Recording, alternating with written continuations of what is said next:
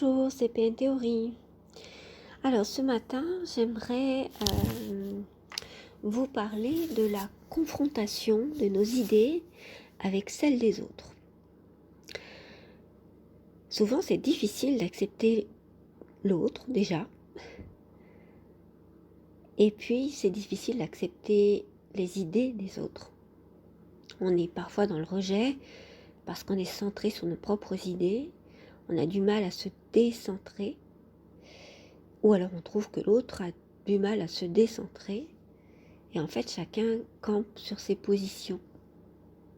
Ça crée des conflits qui semblent insolubles. On reste dans son quant à soi. Alors voilà, j'aimerais aujourd'hui parler, ce matin, de la confrontation de nos opinions avec ceux des autres. Et en gros, ça rejoint l'idée de sommes-nous nos idées ? Alors, comment confronter ces opinions à ceux des autres ? Pour cela, il faut avoir laissé de côté une croyance importante, cruciale. La croyance selon laquelle nous sommes nos idées. Car non, nous ne sommes pas nos idées. Les idées sont ce qu'elles sont. Et nous les faisons nôtres jusqu'à ce que nous en changions en fait. Changer d'idée, ça n'est pas synonyme de trahison ou de contradiction interne. Changer d'idée, c'est plutôt un signe de courage, un signe d'intelligence. Si l'on change d'idée, en fait, c'est parce qu'on a pu dépasser son propre point de vue pour comprendre en fait une autre dimension du problème. Et qu'alors, sachant cela, nous en sommes venus à changer d'idée. Et qu'en plus, si nous en savons encore plus sur le sujet, peut-être que notre point de vue sera encore différent. Vous voyez qu'on est tout le temps dans le changement. Donc, nous ne sommes pas du tout nos idées. Nous sommes nous-mêmes. Et les idées, elles font leur vie. Si l'on arrive à laisser tomber cette vieille croyance selon laquelle on devrait être loyal et fidèle à une idée, on se libère alors de ces vieux schémas selon lesquels il vaut mieux être fidèle à une erreur, voire à une promesse qui n'a plus lieu d'être, plutôt que d'admettre qu'on s'est trompé. Et de rompre un lien aussi, par exemple, qui nous aliène plus qu'il nous épanouit. Tout ça pour rester accroché à cette idée, à cette promesse qui n'a finalement plus lieu d'être. Parce que le temps change les autres choses. Parce qu'avec le temps, nous en apprenons plus, le contexte peut changer, donc tout peut changer. Donc pourquoi s'accrocher à cette idée ? Pourquoi ? Souvent c'est par orgueil. Derrière ces fausses fidélités, souvent, c'est l'orgueil qui se cache. Et lorsqu'on lâche prise avec l'orgueil, on est libéré. Alors tout près de l'orgueil, on trouve la volonté d'avoir raison, le désir d'avoir raison ou d'avoir le dernier mot. Mais c'est une illusion de croire que l'on peut tout savoir sur un sujet sans aucune erreur et d'avoir toujours raison. C'est un peu comme si on était sommé, comme si un gendarme intérieur nous sommait, nous obligeait à chaque instant d'être parfait, de s'exprimer parfaitement et d'être tout le temps dans la raison. C'est exactement ce que sous-entend celui qui nous ferait remarquer, par exemple, qu'on se contredit, ou qu'on n'est pas cohérent avec soi-même, ou encore qu'on pensait différemment l'année dernière. Pourquoi serait-on obligé, dès qu'on s'exprime, de devoir soutenir une idée, une théorie, une façon de voir, et de se battre pour cette idée par orgueil. Malheureusement, c'est ainsi que se conçoit toute opinion dès qu'elle est accompagnée d'orgueil. S'il n'y avait pas l'orgueil, ce ne serait qu'une simple opinion. Et elle pourrait changer parce que souvent ce qui nous empêche d'en changer, c'est l'orgueil. En fait, l'orgueil, c'est ce qui est le plus néfaste à la communication. Il la bloque. Il la transforme alors en un combat.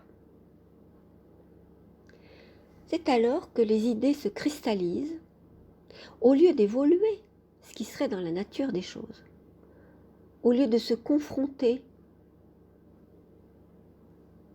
non pas de s'affronter, mais de se confronter, c'est-à-dire se mettre en face des idées des autres, mais pas forcément de les affronter. Un affrontement, c'est plutôt un combat. C'est comme si c'était un affront. L'autre nous faisait un affront de ne pas être d'accord et qu'alors on devait l'affronter. En fait, on se confronte, c'est-à-dire on se met, chacun sait l'idée de l'autre et on confronte nos idées tout simplement. Non pas égaux contre égaux, mais pour les partager en fait. En fait, nos idées, c'est comme si elles nous appartenaient et faisaient partie de notre identité quand on est dans l'orgueil.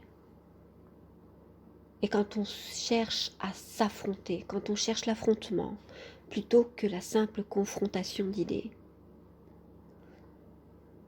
On serait alors capable de mourir pour elles, si l'on en croit la célèbre chanson de Georges Brassens, Mourir pour des idées, que certains connaissent peut-être. Et c'est un piège de nouveau. Je vous livre mon point de vue concernant cette ancienne question du désaccord, qui peut mener au fanatisme lorsqu'il est accompagné d'orgueil et d'idéologie. Ça va souvent avec. En fait, l'idéologie, ce serait un orgueil à plusieurs, avec quelque chose de construit, de bien théorisé. Mais en fait, les idées, elles ne sont que des moyens, pas des fins en soi. Pourquoi ? Pourquoi elles ne sont pas des fins en soi ? Parce qu'elles ne sont jamais totalement abouties. De même que la science qui, elle, est une idée parmi d'autres. Ce que nous apprend la science, c'est qu'elle est composée uniquement de vérités provisoires, c'est-à-dire de découvertes, de compréhensions qui nous servent de base pour appréhender le monde, pour le comprendre, mais juste le temps que nous découvrions d'autres choses encore qui nous font réfuter ces idées. Elles sont donc provisoires. Et c'est ainsi que la science progresse. Cet état provisoire, c'est aussi celui de nos intellects, de notre mental. Nous évoluons tous les jours. Et il est parfaitement normal que nous puissions changer d'idée en découvrant d'autres aspects d'une chose ou en faisant l'expérience d'une autre manière. Notre façon de penser évolue avec nous. Mais si et seulement si nous voulons bien nous ouvrir à d'autres points de vue que le nôtre et donc nous décentrer. Seulement si nous en sommes capables. Parce que sinon, à nous la cristallisation morbide, la psychorigidité, à nous les freins, comme l'orgueil, la vanité, toutes ces choses qui nous font rester dans une compréhension parcellaire des choses et rigide. Comme l'autruche qui se plonge la tête dans le sol pour ne rien voir et ainsi rester certaine qu'elle a raison. Confronter nos idées ne veut pas dire non plus que nous devions le faire tout de suite et répondre du tac au tac à tout ce qui est proposé ou ce qui est posé. Il ne s'agit pas d'un débat qui doit se faire maintenant ou jamais. Pourquoi ? Parce que comprendre le point de vue de l'autre demande du temps. Il faut le temps de se retrouver avec soi pour y réfléchir. C'est pourquoi on peut très bien répondre « C'est intéressant ce que tu dis, je n'y avais pas pensé comme ça. Je vais y réfléchir et on en rediscutera si tu veux. » C'est ainsi qu'on peut justement montrer que l'on peut prendre le temps pour réfléchir et puis pour répondre et qu'on n'est pas obligé de répondre dans la minute. Or, nous sommes dans l'ère de la réaction. Tout doit se faire très vite et on nous demande de réagir au lieu de répondre. C'est-à-dire de ne pas prendre le temps et d'être simplement dans cette pulsion, dans cette réaction épidermique, ce qui anéantit toute réflexion, bien sûr, puisqu'on ne peut pas réfléchir là tout de suite. Que ce soit dans le temps de l'échange, où tout va extrêmement vite, vous pouvez le voir dans les émissions télévisées, dans les débats, il faut aller très vite et on ne va pas au fond des choses.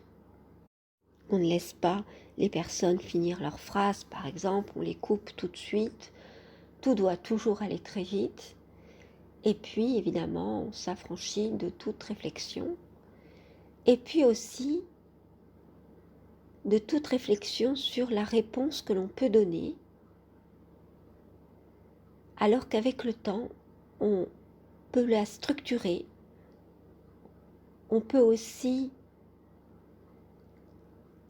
la rapprocher d'autres idées et ainsi structurer nos idées encore plus, réfléchir encore plus à la question et puis surtout, réfléchir à l'impact de notre réponse. Alors que dans la réaction, on ne réfléchit pas du tout, on réagit et c'est ego contre ego. On ne réfléchit pas du tout à ce que ça peut faire à l'autre, ce qu'on va lui répondre. De toute façon, on n'a pas le temps dans la réaction et on est dans l'émotion. Donc, on peut très souvent être vexé dans une conversation comme celle-là, qui n'en est pas une d'ailleurs, qui est simplement un combat de coq où on se renvoie la balle, mais ça n'est pas une conversation, ça n'est pas une rencontre, ça n'est pas un rapport avec l'autre, simplement un ego contre un ego. Voilà, donc terminer cette chronique de ce matin sur la confrontation des idées. Donc on peut retenir que il faut que les idées se confrontent, mais une confrontation, ça n'est pas un affrontement, c'est-à-dire il s'agit de mettre face à face les points de vue, ce n'est pas se faire la guerre, ce n'est pas se battre, se confronter aux idées de l'autre, c'est juste les regarder en face, sans détour. Et cette phase de la conversation ou de la confrontation demande de faire un pas vers l'autre pour accepter que son point de vue soit différent. Et l'autre fera généralement de même si on est dans le cadre d'une discorde entre personnes qui cherchent à avancer et non à se battre. Donc voilà une façon de se confronter aux opinions des autres et d'être dans un réel échange. Donc nous ne sommes pas nos idées, non. Nous les empruntons, nous les essayons, nous nous confrontons à d'autres idées et ainsi nous changeons et nous évoluons. Car c'est notre nature de changer. Nous sommes dans le mouvement, la vie c'est le mouvement. Voilà. Donc nous pouvons aussi être fidèles à certaines idées, certaines valeurs lorsqu'elles sont extrêmement profondes, mais lorsque nous nous essayons et nous sommes tout le temps en train d'apprendre dans la vie, eh bien il est tout à fait normal de ne pas s'identifier à ces idées, car les idées passent. Et puis c'est l'échange avec l'autre qui nous fait avancer aussi, nous apprenons beaucoup des autres. Donc rester sur son idée sans pouvoir échanger, sans pouvoir se décentrer, c'est effectivement dommage car c'est passer à côté de tout ce que nous pouvons attendre. C'est-à-dire, ne nous accrochons pas à nos idées, prenons-les comme des bases pour s'élancer et puis confrontons-nous aux autres, apprenons des autres. Parce que les idées, c'est le lien, c'est ce qui nous lie aux autres par la conversation, par l'échange. C'est ainsi que nous découvrons qui nous sommes et que nous découvrons qui est l'autre. L'altérité, le fait qu'il y ait quelqu'un de différent. Donc, elles nous construisent, l'autre nous construit. Et donc, nous pouvons utiliser ces idées comme des moyens pour aller chercher l'autre, les découvrir et donc se découvrir soi-même aussi. Donc, ne nous identifions pas à nos idées, utilisons-les comme des outils simplement. Ce sont ces idées l'échange d'idées qui va constituer des liens avec l'autre, et c'est ce qui est important dans la vie, c'est le lien avec l'autre. C'est ce que veut détruire la perversion, justement, ce lien avec l'autre. Donc préservons-le.